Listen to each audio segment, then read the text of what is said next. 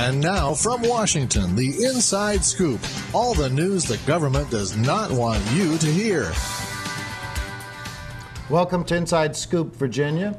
We have an interesting show tonight. My name is George Burke, and we are dealing with the issue of immigration. We have several guests with us. Directly to my right, we have Annabel Park, who's the Executive Director of the Korean American Community Corp. We have Ned Valera, who's an attorney who specializes in immigration, and he's the Executive Director of the Migrant Heritage Commission. And we have my co-host, Mike Lane. For those of you who do not know, and you will see a lot of us in the coming weeks as we do some debates, I tend to represent the Democratic side while Mike represents the Republican side. Immigration has become a very heated issue in recent weeks in Virginia. I would suggest, as some editorial writers around the state have, that it's a political ploy by the Republicans who are sensing smell some defeat in the air to draw attention away from issues like transportation and the so-called abuser fees that are supposed to be raising money for transportation. I'm sure Mike will feel a little differently about it, but we'll mix it up in the next hour. Mike, welcome to the show. Like I said, we're going to be seeing a lot of each other in the coming weeks. It's a pleasure to partner with you. I look forward to working with you over the next several months as we head on towards November. Great. Annabel, why don't you tell us a little bit about what you do these days in Northern Virginia and also the Korean American Community Corps. Obviously, certainly here in Fairfax, we have a very large Korean community. They're an integral part of our business community as well as the fabric of Fairfax County. Thank you. Yes, Korean American Community Corps basically formed in January of this year, and basically what we want to do is to encourage political participation of Korean Americans in Virginia, especially in regard to voting and registering to vote and getting enough information that they're making informed choices. Right now, basically with the elections coming up in November, I wanted to find out more about what the issues were for our community, and obviously immigration is one. So I've been basically doing some research so that I can sort of guide the community in making some decisions about how we should position ourselves and what's relevant and what's not. And so that's one reason why I want to talk to Greg Latique of Help Save Manassas, because I've been reading about some of the work he's been doing. I wanted to see for myself what his organization was about, and that's one of the reasons I wanted to come tonight and talk to you about it.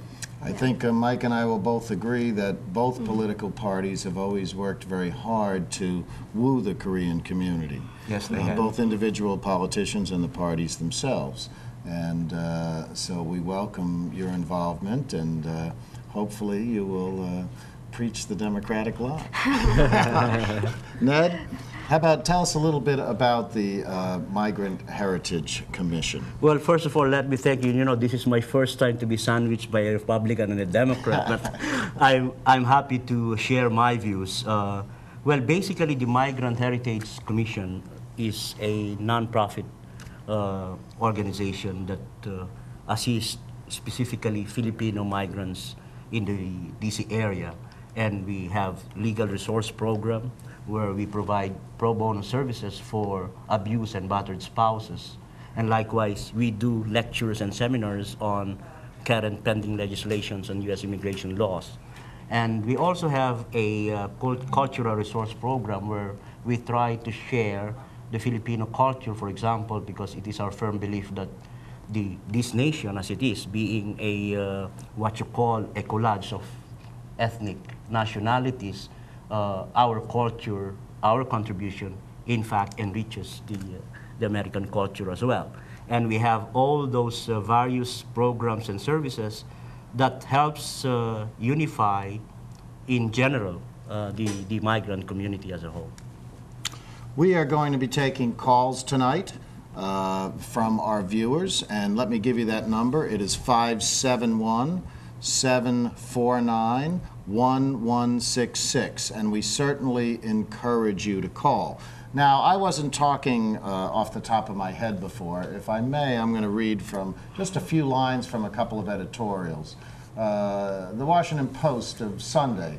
Jittery Virginia Republicans, whose grip on state politics has been weakening steadily for several years, are facing further setbacks in this fall's election for the General Assembly, possibly including the end of GOP control of the Senate for the first time in nearly a decade. In their desperation for a vote-getter, they have seized on the whipping boy of illegal immigration, which they blame for ills ranging from the erosion of the Commonwealth's values to the difficulty of being admitted to state colleges. I'm just going to skip to the end of it. It's an ugly strategy and certainly not one unique to Virginia. It seeks to distract voters from core state issues such as transportation, fiscal prudence, and good governance. But bigotry mongerings day in Virginia is long past, and voters in the state have shown little disposition to reward candidates who extol intolerance.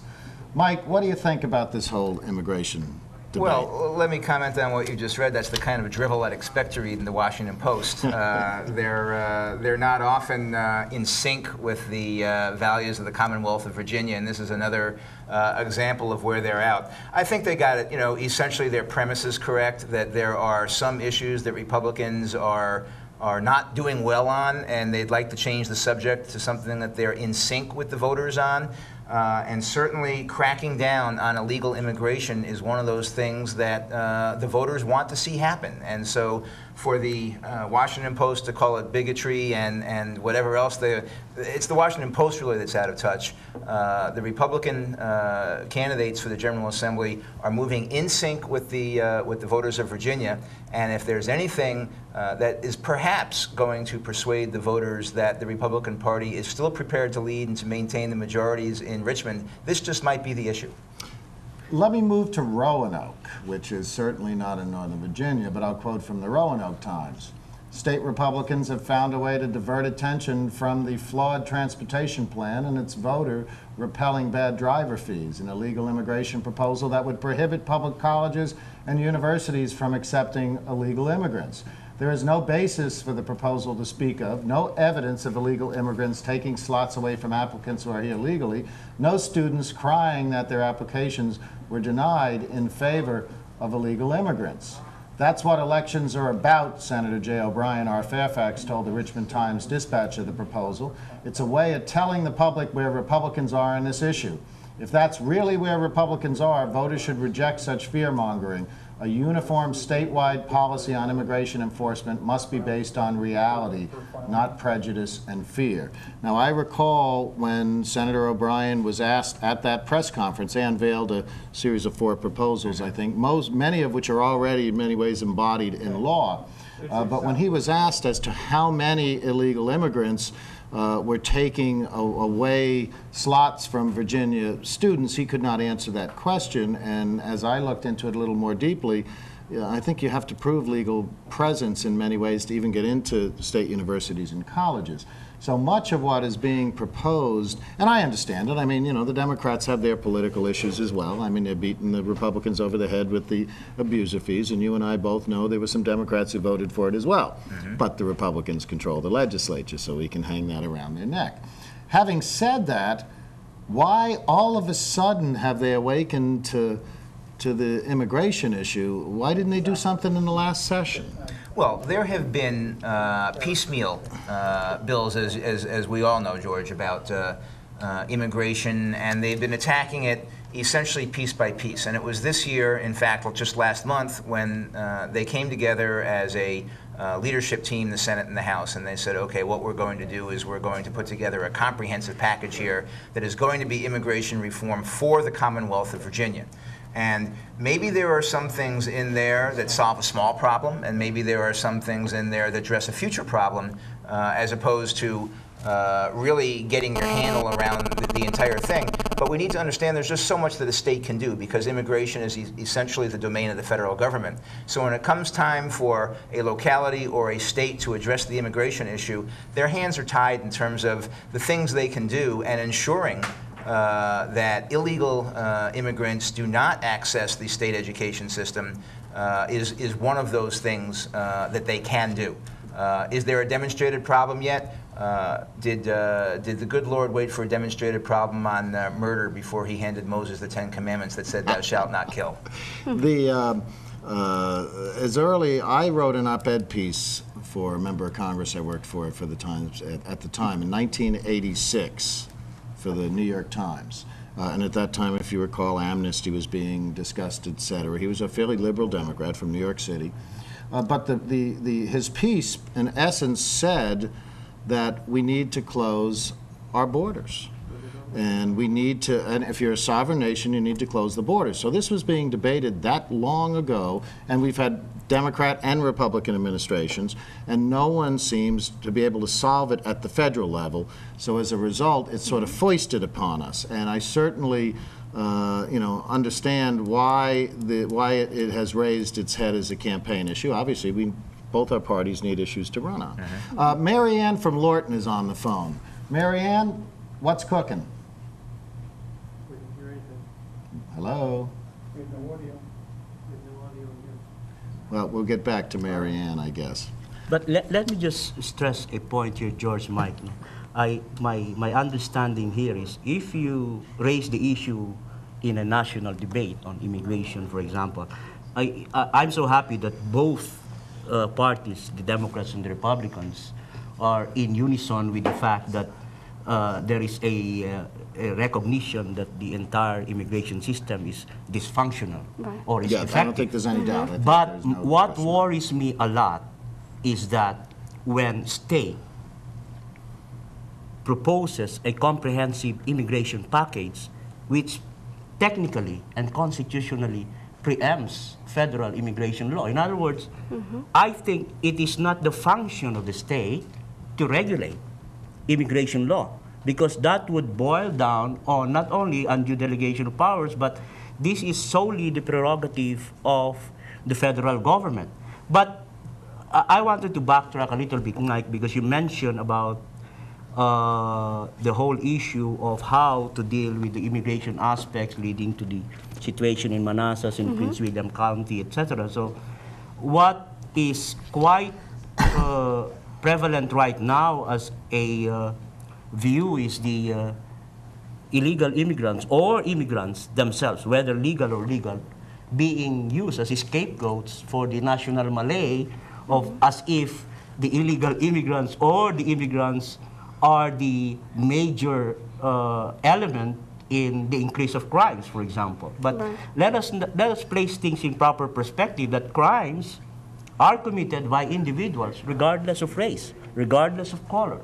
Because I'm extremely surprised when I saw, I think in Prince William County, where they're posting pictures of some Latino individuals who committed crimes.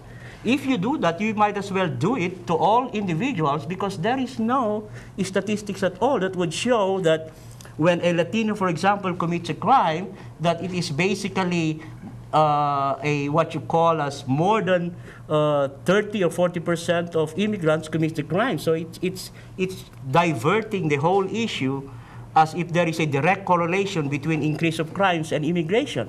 And these are two different things. So, but I would agree with that, just for purposes of due process and equal protection. If indeed you wanted to post all the names and the pictures of sexual offenders and others, you might as well post all individuals who commit it, regardless of race. Well, Mike, I'll get back to you right after the break. We want to do the break right now and urge you to call us at 571-749-1166. Thank you. This is Mommy's bed. Good job. Me and Jenny I'll were lead jumping right on back it. into you to respond. Mommy's gun fell on the floor. I was a cowboy. Bang, bang, bang, bang. I said, Jenny, wake up, it's just pretend. But she wouldn't wake up.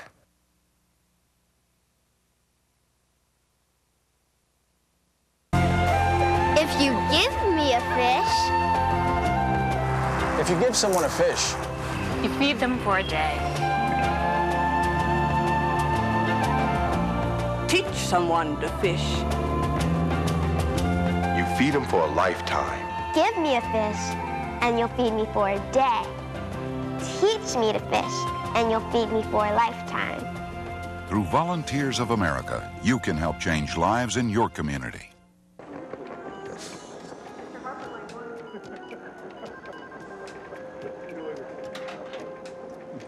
Oh, hey, mister, studied algebra in school and got a better job than I could. You take the last cup. Oh, no, mister. Stuck in an entry-level job because you only learned basic math. I don't have a boss riding my butt like you do, so you take it so you can get back to your desk. You know, I probably should, but maybe Miss AP Calculus with the $200 haircut in the big office upstairs would like a cup.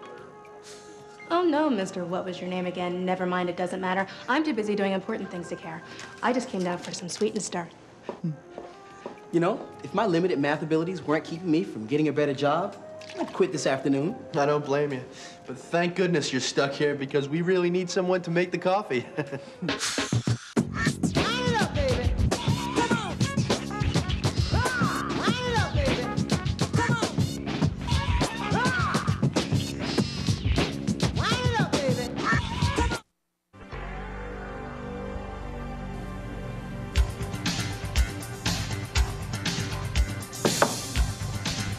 Welcome From back Washington, to Inside back to Scoop, the Inside Virginia. Scoop.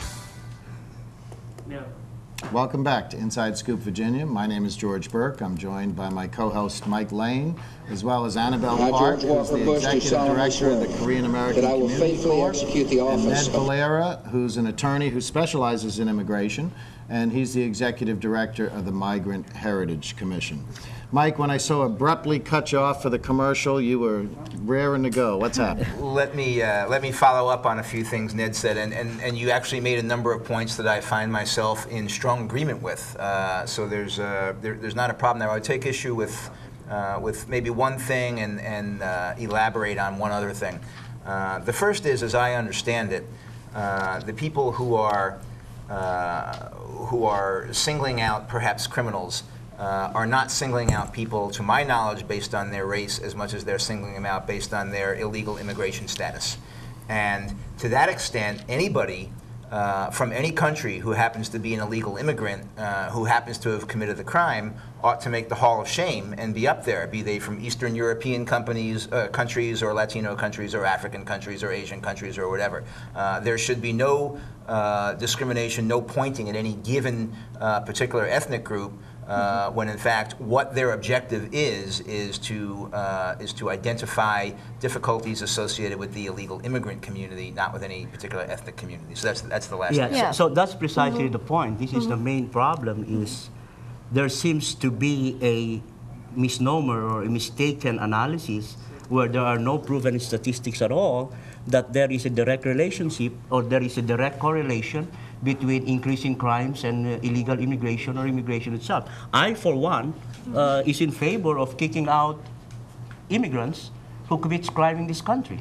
I'm a U.S. citizen. Illegal or legal? Legal or illegal, it doesn't matter to me. If you are a permanent resident, for example, and there is a law on that, and you commit certain crimes like trafficking of drugs, etc., you can be removed from the United States. And I'm all in favor of that, because this is an open and a generous country, and we should not abuse it. You know, one of the things that people don't realize, there's a lot of talk about local police agencies dealing more with the immigration issue. In many communities, they're starting to get deputized or get some type of authority under ICE, the immigration, used to be the INS, it's now a number of different agencies called ICE. But I found a startling statistic that ICE has the capability of dealing with 40 detainees a month in Virginia, Maryland, and D.C. So that means the rest, the local community starts shouldering the costs of jailing so-called undocumented immigrants, illegal immigrants, whatever you want to call them, and dealing with all those costs. And that's what I think would worry the Republicans, is that all this additional cost, who's going to pay for doing this, as opposed to letting the federal government do it, which has failed. But how are we going to pay for it? Yeah, and in fact, in Prince William County, that's really the economic drain that they're talking about. It's the cost of detaining people. Annabel, you just recently spent some time talking with the Help Save Manassas group, didn't you? Yes, I did. I spent a couple hours talking to Greg Latique, who's a blogger of Black Velvet Bruce Lee, and he's the president of Help Save Manassas. And basically, I mean, I understood kind of where he was coming from. Like, I think it's easy to just dismiss them as being bigoted. But actually, I think that, you know, there are sort of day-to-day sort of issues that come up, you know, in Manassas anyway, where he sees overcrowded housing. And he sees the laborers sort of wandering the streets or at 7-Eleven. And these are sort of sources of daily anxiety for a lot of people because they feel like it's driving down their property value and it's making them feel like it's affecting them economically. You know, if these people are, you know, are willing to work for so little, it's going to affect their jobs. And so I see kind of the day-to-day context in which like some of these issues are being talked about. But I wonder, you know, if people are manipulating the day-to-day irritations into something much larger, you know, saying that basically, I mean, because my feeling is that there are many social services that really need to be overhauled. So instead of really looking at overhauling healthcare or overhauling our school system, you know, they're focusing attention on illegal immigrants in our school system or draining our healthcare. So I feel like they're getting scapegoated when really the problems are much larger and structural, you know. And I think, Annabel, if you talk of numbers, let's crunch some numbers here. There is a misnomer again, a misguided seems to be view that immigrants or illegal or not illegal, for example, are contributing to the costs of services, social services, etc. Which try to drain the economy, the local economy as well. But statistics show that this was done by the Cato Institute, for example, that about 133 billion payments in direct taxes, excise taxes, that benefits directly local governments as a whole. And there is no foundation and there is no statistics that have shown that in fact immigrants, for example, are displacing local workers.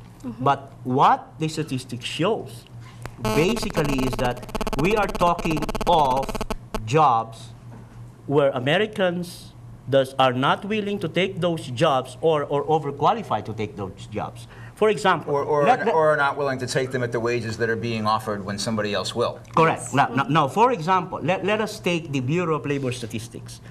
From 2004 to 2014, we're talking of what kind of jobs that cannot be filled up in the American sector, for example. You're talking of unskilled workers like waiters, you're talking of waitresses, nursing aides, teachers' aides, etc. And if we are not able to fill this up, eventually the local and even the entire economy falls apart. Because in reality, you're talking of individuals that also generates and helps the local economy. Legal and illegal, they pay taxes. We know that for a fact. And at the same time, when these individuals have those type of incomes, they become consumers, they invest, and likewise prop up the local economy. So what I'm trying to say here is there has to be a rational and a good solution to a comprehensive immigration reform or to a comprehensive immigration law that is dysfunctional. So we cannot have a piecemeal attacks on immigration. There's no doubt, Ned, as you pointed out in the beginning of what you just said, that the immigrant community, both legal and illegal, have woven themselves into the economic fabric of this country. Which is why it's such a non-starter, complete non-starter to say, okay, we're going to round up all 12 million or 20 million, whatever you want to put your hat on, and say we're just going to send them all home. We can't do that. It's just our economy is dependent upon these people, and it's a total non-starter to have that kind of attitude.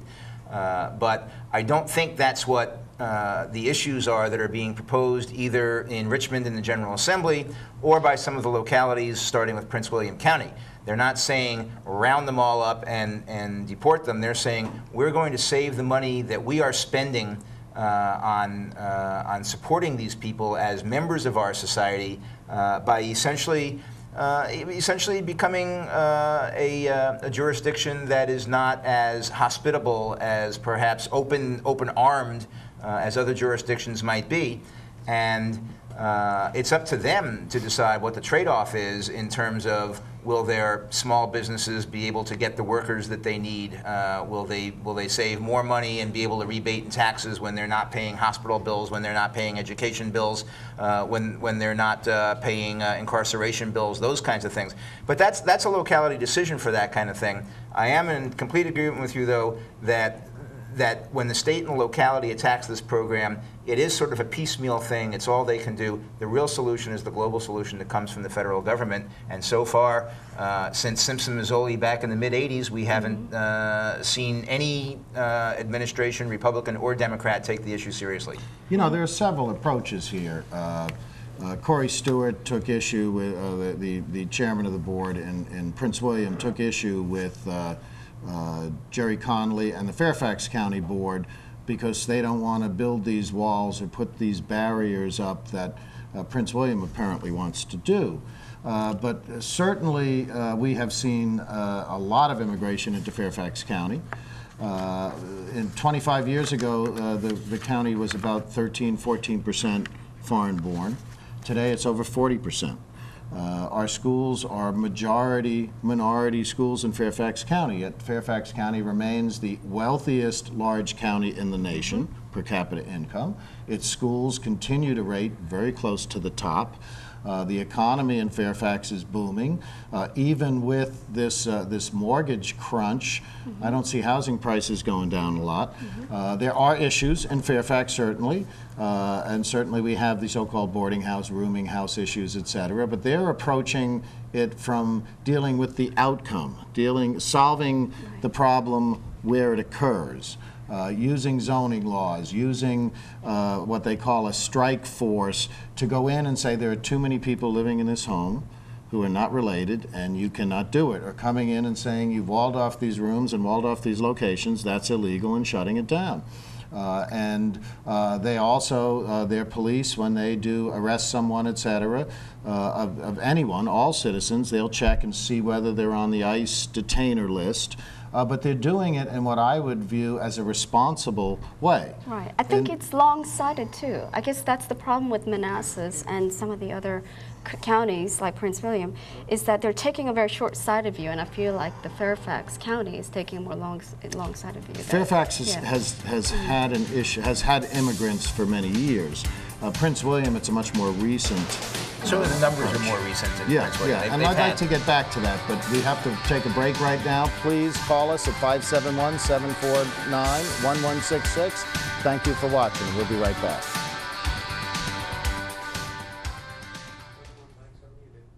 Access means. Some think it's just another channel on the dial. But it's much more than that. It's the voice of the people. People like you. Your neighbors, your friends, or your family. People who want to share ideas, opinions, cultures, lifestyles, art, sports, music, events, entertainment, history, science, beliefs. People who want to learn about television, producing, directing, cameras, audio, lighting, editing, or radio, talk, music. Whatever you think people should hear. Public access is the place where everyone has a voice. And it's the place where that voice gets heard. A place where you can create your own form of personal expression. So what do you want to say? Whatever it is. You can say it here. Because we're public access. For the people. By the people. It is about balancing our choices between the gray of the concrete jungle and the stunning beauty of the real one. Between a stoic facade of granite and the fury of the canyon. It's why there's EarthShare, the simple way to find balance. EarthShare is the workplace giving program bringing the leading environmental groups under one umbrella. Support EarthShare, support them all. EarthShare. please ask your employer about workplace giving. To learn more, visit our website.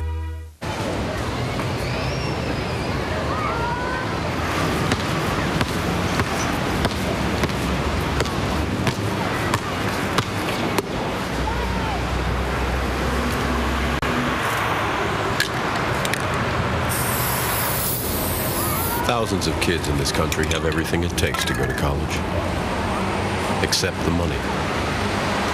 The United Negro College Fund. A mind is a terrible thing to waste.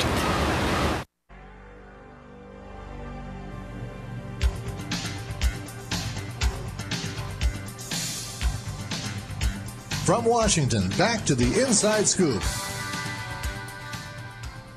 Welcome to Inside Scoop, Virginia. My name is George Burke. We are joined today by Annabel Park and Ned Valera and my co-host Mike Lane.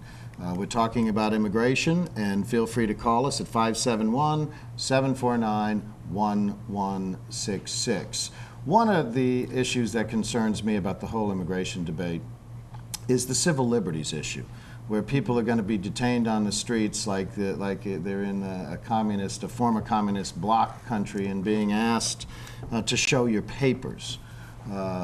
Soon we'll have to carry our passports and the like, or face detention no matter who you are if you can't prove you're a citizen, and it creates some problems in my mind. I also worry about how the police are going to enforce this issue. I know for a fact there are several police chiefs in Northern Virginia who are privately advising some of these supervisors who want to go way out on a limb about the civil liberties issues and about the concerns over probable cause.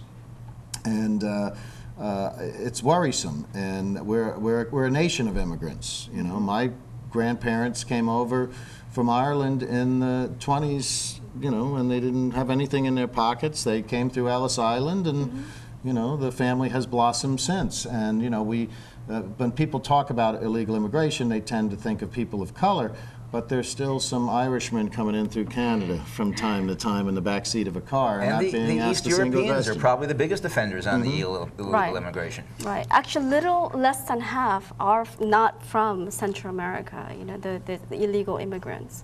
And they're not coming through the borders. They're actually overstaying their visas. Yeah, they come in legal, and when their visa expires, they disappear into the woodwork.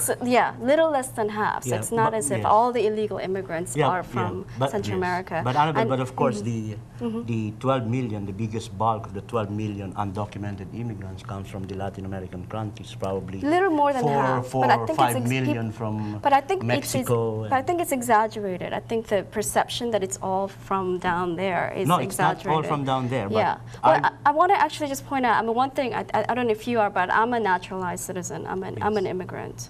And I mean, I guess that's one reason why this is such an important issue to me, because I feel like I could be targeted, you know. And can I ask you, Annabel, yes. did you come in legally? I did, but you wouldn't necessarily know that, you know. But I know now. You just told me. But I just want to point out what you said earlier, Mike, is that this isn't about your ethnicity or your race. It's about your status, right? And I just, in practice, I feel like what will happen is that there's a perception that illegal immigrants look a certain way. They work in probabilities. So they're probably not going to stop you and ask you for your documentation, you know, or George. They're more likely to stop me or Ned. Or me. I'm also a naturalized citizen, by the way. But you know what? That happened to me. So I'm telling you a practical. I'm an attorney, and I'm not bragging. I'm a graduate from an Ivy League law school, but I was a target of racial profiling myself. You know, I was caught speeding, but they asked me for my immigration papers, etc. You know, so and I'm a U.S. citizen. I don't bring my U.S. passport or my naturalization certificate, for example. But you see how odd it is. Even if you say that you're not directly targeting immigrants or illegal immigrants, the consequence is so, it has a great impact on your relationship and your dealings with immigrants, and we are all human beings here. So you have to face the whole issue. Are you actually targeting local laws to improve the local economy or to improve healthcare or not drain the funds of the state government, or in reality you are targeting illegal immigration or immigrants by themselves? So I think there's a pragmatic approach to this. We know that this is purely a federal immigration initiative. So I think all Republicans and Democrats should push this government really to adopt a comprehensive immigration reform and let these 12 million individuals come out of the shadows and be productive as they are. Yeah, that and it would be easier to what you call join the issue of national security, and I'm for it, enhancing national security. But national security and immigration are two largely separate issues. Can they coexist together? Yes, of course they can. Right. First of all, I'm sorry, Anna. First of all, I don't know if I should say congratulations or condolences on the fact that you went to an Ivy League school for law school. But let me say that you know, just waving a wand and coming up with a program to legalize all 12 million or 20 million or whatever number we choose to hang our hat on, and there's an argument over that of illegal aliens. That's the very definition of amnesty, and the American people, by large majorities, don't want amnesty.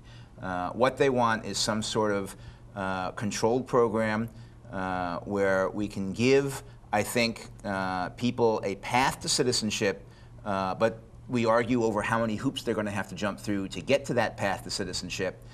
Some people say they have to touch back, they have to go back to their country of origin and come back in and get citizenship. Other people say, no, let's pay a fine and figure out if they've paid their taxes and figure out how we can make them citizens now. Other people have other middle things they want to argue about.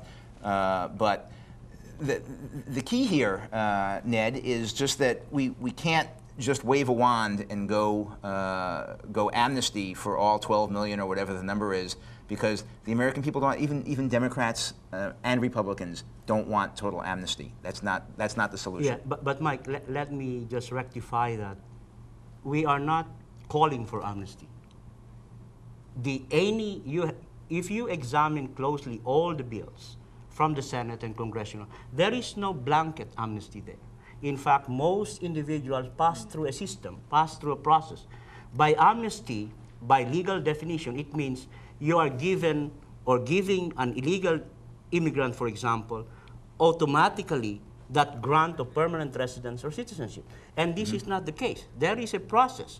They have to wait online as well. So But why should they cut ahead of people who came here legally? That's one of the key questions that the opponents have. Why do they cut ahead? Mike, that is a misnomer. So well, it's not a misnomer. Let me correct you. They don't cut off the line. Everybody has to wait.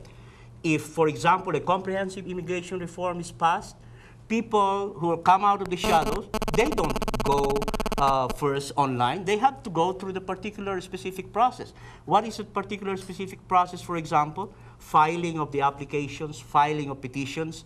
Would they get a priority date faster than those who have been subject or, for example, victims of backlog processing? No, they are not. So you have to, this is the problem right now. Everybody seems to be fixated by the fact that, hey, if you deal with immigration, you have to take into consideration purely and target illegal immigrants. But how do you practically approach a problem where you have 12 million? Is it not easy, for example, to simply convert it without granting amnesty and have these individuals come out of shadow and they be productive individuals and contribute to the U.S. economy? If there is an acceptance of both parties that this is a nation of immigrants and immigrants productively and contributed economically to the U.S. economy, and then so be it. So I don't think we should be fixated on the issue of enhancing national security and trying to run after illegal immigrants, while in fact this can be resolved both at the same time. Well, of course, the Senate tried that for 2 weeks, and they were unable to come to a majority of the Senate that would support one particular approach. We started out here, George, if I remember, talking about really the state-by-state and the locality approach. We were good enough to hear from Annabel, who told us about some of her meetings with the Help Save Manassas people and things like that.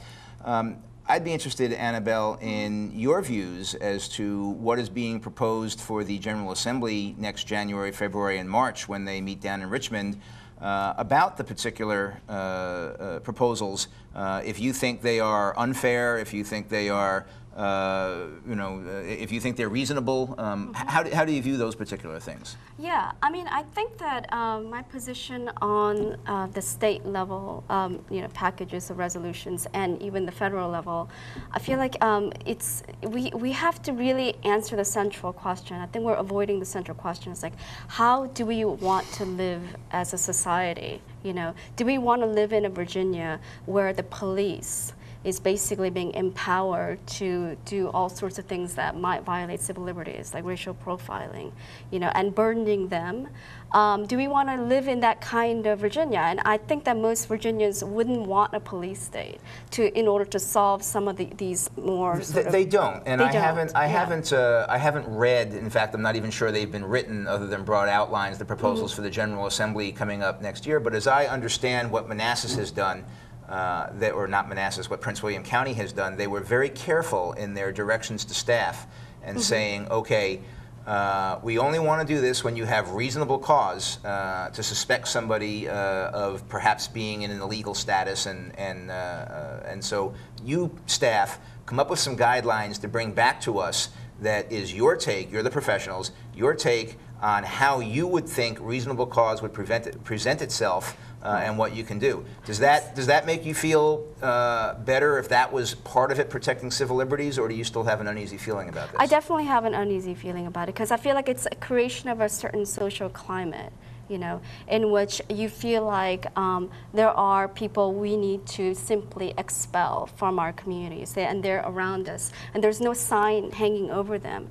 They're pretty much invisible. We don't know what their status is. Do you object to asking, as George pointed out at the top of this particular section, he said that if we're going to start asking people who were arrested for documentation, then we have to ask everybody. Would you object if we just blanket anybody who was arrested and incarcerated, we ask them for documentation of their status, no matter what ethnicity they were? Yeah, I would.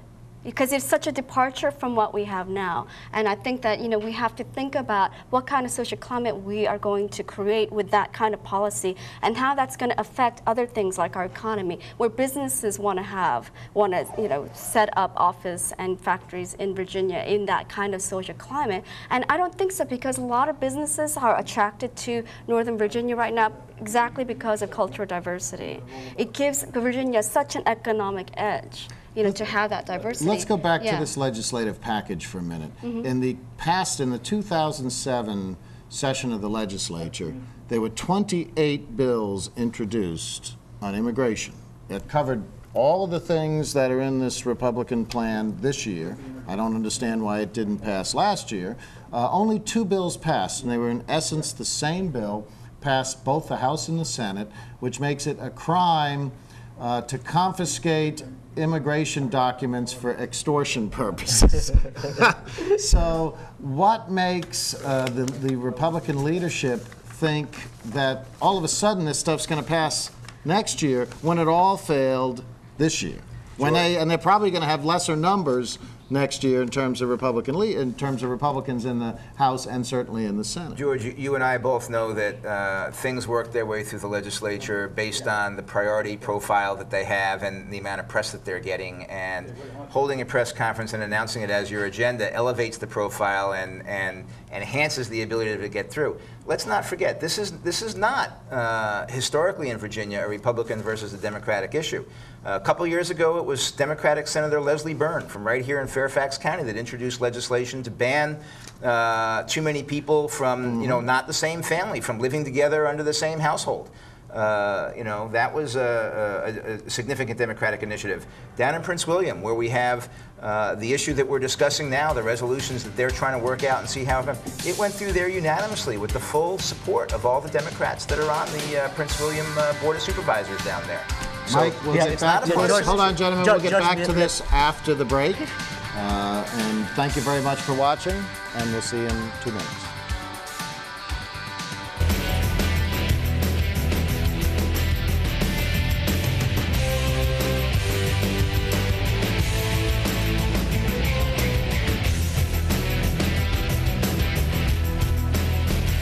If you're concerned that we've become a nation whose policies are grounded in beliefs that are centered on a line embedded in BS, then don't miss Escape from Orwellia Nation, a talk show with regular citizens, not media spinmeisters.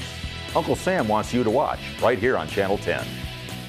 In 2004, there were 203 million eligible voters in the United States.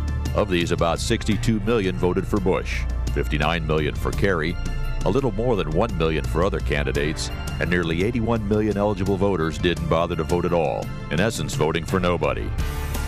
As it turned out, nobody won. Perhaps we'd be better off today had we, the people, paid closer attention to these results in 2004.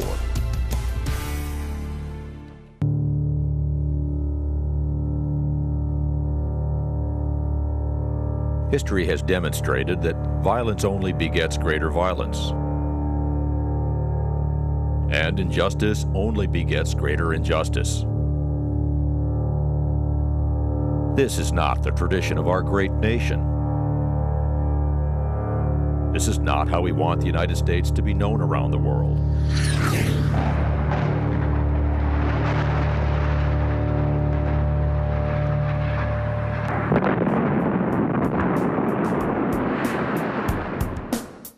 We have another tradition that we think ought to prevail.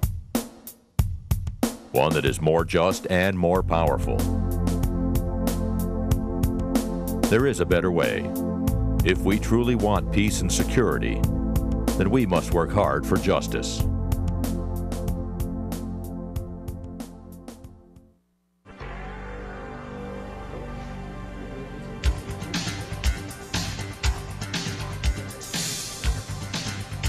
From Washington, back to the Inside Scoop. Welcome back. My name is George Burke. Mike Lane is my co-host. We have Annabel Park and Ned Valera with us. We've had a pretty spirited discussion tonight. Ned, I cut you off just at the break, and I know you were dying to say something. Yes, let me just make a brief comment, George, Mike, about the pending legislations proposed by local governments, you know. Mm-hmm. I think, without sounding being legalistic about this, these proposed statutes are unconstitutional because it preempts federal immigration law. Mm-hmm. And that is not allowed because it is the sole prerogative of the federal government. What these statutes actually intend to do is impermissibly regulates immigration law under the context that they are actually regulating or the exercise of police power. So this is not allowed. So I don't think if this will be challenged, it will be thrown out. And that's why we have courts to find this out somewhere down the road. Well, this has been, there are various case precedents on this. Mm-hmm. Immigration law is solely the prerogative of the federal government. Several weeks ago, the Ku Klux Klan distributed leaflets calling for a ban on all non-white immigration in Manassas. We have a group that has formed in Manassas called Help Save Manassas, I believe it is, and it's run by a blogger who tends to be a little over the top sometimes. But the fact of the matter is, no one in Manassas supported what the Ku Klux Klan did. In fact, you know, when you really get down to it, these guys in the white robes are getting to be a bit of the laughing stock of America, thank God. But there is a history of the Klan in Virginia, and many of us shudder every time they raise their ugly head. Annabel, you have a clip from this, this meeting. Tell us a little bit about it, and we'll lead right into the video then. Yes, that's it. Filmmaker Eric Byler and I are basically putting together a series of films about, you know, important political issues, immigration being one. And so we went to Help Save Manassas meeting a couple of weeks ago, and we interviewed Greg Lateef for 2 hours, and I actually found him really personable and articulate, very smart, a concerned citizen, you know. And so, I mean, I don't want to just dismiss their concerns. I mean, I didn't go away feeling like they're just, you know, bigots or xenophobic. I feel like they had genuine concerns, and they were seizing on illegal immigrants as sort of the reason why they had a myriad of social problems. And so that's where I guess I wanted to kind of examine the situation. And this clip will give you a really good sense of why there's such a movement right now in Manassas and other parts of Virginia, because these groups are popping up everywhere. There's, you know, Help Save Fairfax, Help Save Virginia Beach, and Loudoun County, and they're, you know, all over the Commonwealth now. And I think the citizens who are drawn to them have legitimate concerns, and it's turning into a kind of movement, a grassroots movement. And so I think we need to hear what their concerns are. And so this video, I think, will give you a good indication of where they're coming from. Look forward to it. I'm not sure I agree with you, but let's see. You take a look here in Manassas, there was no group that was, advocating, on the illegal alien issue until recently. Until this problem got so outrageous and so out of control that citizens, they were forced into it. There really wasn't much of a choice. You either surrendered your neighborhood or you did something. Jackson Miller just walking in the back.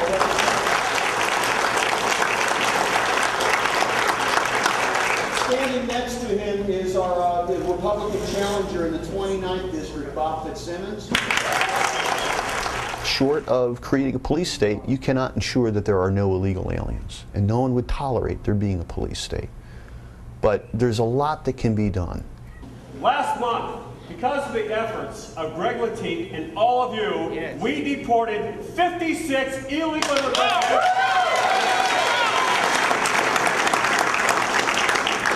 And we've only just started. All right. Not denying anybody anything, requiring any applicant for a Virginia college or university to provide proof of legal presence. It goes well. If it takes the military to repel an invasion that's happening on a daily basis on our borders, maybe that's what we need to do in a manner consistent with the respect that these folks are not trying to militarily invade the United States, but we have to stop those massive border crossings. These candidates need your help, they need your money, and they need you to go knock doors and volunteer for them. If you are so inclined, and there's no official position by Help Save Manassas on who to support or who not to support. The only way I can win this race is if I get support from folks like you to not only support me, but to also go out and find a few friends. Because this is what got me into politics 3 years ago, when I ran for the Manassas City Council. The federal government has failed, and why Prince William County and other localities have to pick up the slack for what the federal government has failed to do. That's right. This is the issue this year. Yes. We need all of your support. We got a tough election. This election that is on the local level is going to have national significance. It's going to be seen as a referendum. The approach of signing up lots of members, getting them engaged in the political process, having them ask their elected officials for reform, and if they don't do it, being a force that's probably going to help vote them out of office, that's a very effective approach. That's what all issue advocacy organizations, the NRA, the ACLU, you name it, all of them use this proven formula. That's what Help Save Manassas is doing. I think that this is one more part of the Republican, Greg Latique is a Republican blogger, and it's one more part of the Republican message machine's effort to do some fear-mongering and scare tactics leading up to this election. Now, Manassas and Prince William County have a different issue than Fairfax. Their immigration has come very recently, number one. And to a great degree, their immigration is Hispanic. I hear sometimes down there they talk about the Mexicans. Of course, it's not. It's Mexicans, Salvadorans, Guatemalans, and many other Central American countries. And just like there's a lot of difference in the cultures of Italians and Irish in terms of Europeans, there's a great difference between Salvadorans and Guatemalans and Mexicans in terms of their culture. They just happen to have a similar skin color. A lot of it is because of the growth in Prince William and the construction jobs, et cetera, that were created there during that period of time. So they, in a short period of time, have seen a radical change, and that, what we just saw the video, in my opinion, is the reactionary reaction to that immigration. I think that some of these communities would be wise to take a page out of Fairfax County's playbook on this and deal with it reasonably and responsible, rather than some of the efforts that they want to carry through, which are going to end up costing the taxpayers of those communities a great deal of money. No one is looking at the cost of assuming the federal government's responsibility to deal with immigration. And Ned, I also agree with you that we cannot have a patchwork immigration laws. We cannot have some counties that put little walls up, which of course is figuratively speaking, they can't do it, versus other counties which deal with it in a more responsible fashion. And other communities that deal with it with a more responsible fashion. The federal government has failed on this issue, and certainly I can understand some of the concerns within some of these communities, but they need to be responsible. They cannot deal with it in the inflammatory fashion that some of these SAVE groups are doing. I mean, I doubt there were 2 Democrats in that room, if there were any at all. And George, we have to place things again in proper perspective, you know. This is a healthy debate, so, but we have to question the major premise of that individual saying that there was no group advocating the issue of illegal immigration. That is an integral part of the national debate. Majority of the respected, well-respected Republicans, Senator McCain, raised those issues, both negative and positive regarding illegal immigration. That's the reason why there seems to be, even in the majority of the Republican Party, wanted to propose a comprehensive immigration reform that would address the issues of the 12 million undocumented immigrants. So, but this kind of video, I don't think it's justified even to show it to the public without presenting the other views, because it's, whether you like it or not, it's bigotry facially speaking, and it's hiding the context of the ugly of racism. The meeting did attract the Ku Klux Klan to Manassas. There's no doubt about it. I did not get bigotry out of that. I certainly got electricity. I certainly got emotion. I certainly got high amounts of energy. I did not detect bigotry in that. What I heard was Chairman of the Board, Corey Stewart, very careful to say that there were 52 illegal immigrants that were deported and that there would be more. What I heard Senator Jay O'Brien say was that he was proposing not people with ethnic sounding names, not people with Hispanic sounding names, but everyone who wanted to apply to the University of Virginia school system was going to have to provide proof of residency status, legal residency status in the United States. Which they so already, it seems very even-handed and fair to me. I just didn't see. I did detect the emotionalism. I did detect the electricity. I did detect the energy, but I did not detect bigotry in what I just saw. Yeah, what I'm just trying to drive at is, as a decent human being, individuals who respect the dignity of human beings, you do not, for example, advocate illegal immigration reform for purposes of simply attacking the individuals. This seems to be a direct affront on illegal immigration or immigrants themselves. So that is what we're trying to avoid. I've heard Corey Stewart in other venues. I've heard Corey Stewart on the radio. He's very careful to say we welcome all legal immigrants. Come one, come all to Prince William. He says that. If you take pride in announcing that, hey, we have caught 50 illegal immigrants, we have caught 100. You're shying away from the issue, the main issue of immigration. We've got to close out the show. So let me suggest that video looked like a Republican campaign rally to me. And yes. I want to thank our viewers for watching tonight. I hope you found it to be an interesting subject. We'll need to talk about this some more. It's going to take a long time to resolve the issue, and thank you very much.